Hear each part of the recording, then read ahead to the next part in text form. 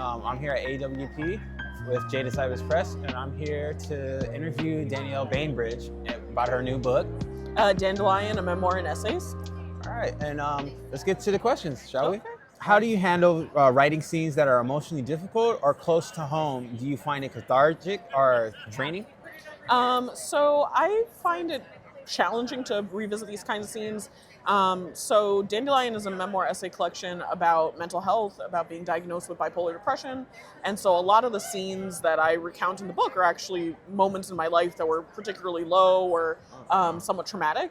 And I think what I found the most encouraging throughout this process was to be in community with other people, with my partner, with my friends, to share the stories, to recount them, and also to be in conversation while I was drafting things. I took a lot of classes, I did a lot of residencies, things like that, so that I would have community, so I wasn't writing in isolation. Oh, that's actually a very smart thing to do. I feel like isolation is the bane of a lot of our existence. Yeah. You see what I did there? Fair enough. Yeah, but no, that's a very powerful moment in your life, especially when you're reliving through any form of trauma. I do feel like, having community and just support in general is a very important thing. Probably leveled up your writing, lack of better words. Yeah. In a lot of ways. Maybe not. I don't know. Yeah, I mean, community definitely is a big piece of my writing process. I think it's like, I can't write in a tunnel, I can't write in isolation. I need people to feed off of and work with. Absolutely. All right, how about a fun question? Okay. All right, shall we? What is the biggest misconception people have about being a writer?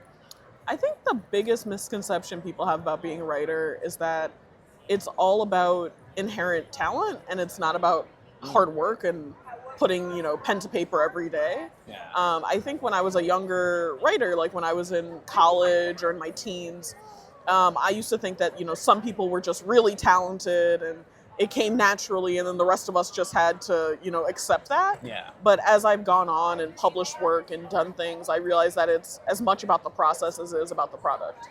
I see. So, for anyone that's aspiring writers out there, pen to paper to pen. Yeah. So. Yes, true. Awesome. So, all right, got a few more questions I would like to ask you. If someone was picking up your book for the first time, let's say the one that you're about to release right now, what's the one thing you want them to know before diving into it? I think the one thing I'd like readers to know before diving into my book, I think I'd like them to just approach it with tenderness and kindness. It took a lot of me to write this work, and I think I always am a person who's eager to be, received kindly, as we all are, and so I hope that they take some kindness and, positive energy towards the writing when they open the book. Okay, basically don't be judgmental.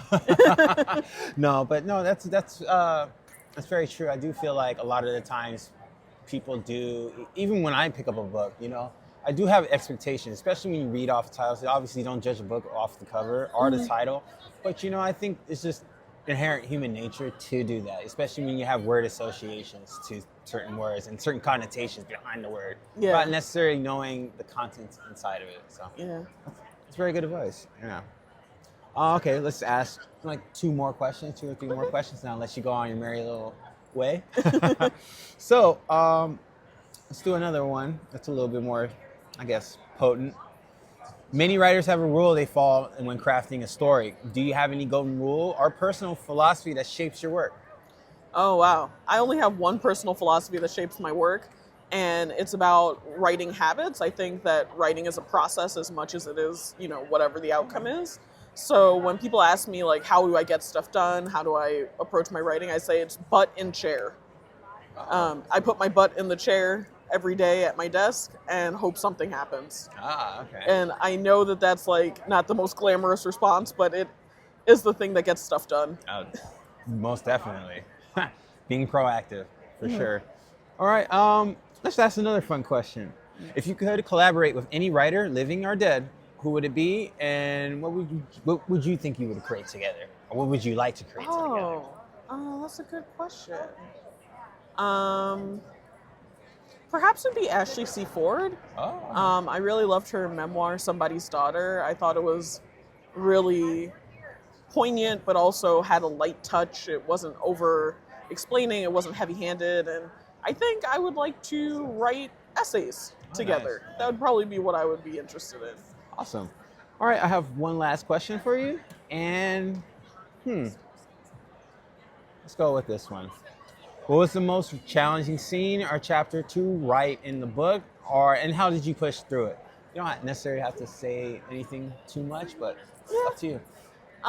There are a couple of scenes in the book that talk about various hospitalizations I had for mental health crises, and I think that was challenging to revisit and to think through. Absolutely. Because, they're not moments in your life that you feel celebratory around or excited about. But I think, in order to write this book, I had to revisit those moments. So I think those were probably the most challenging. Most definitely. All right. Well, thank you for your time, and thank you for your energy, and thank you for sharing moments with me and to everybody else about you.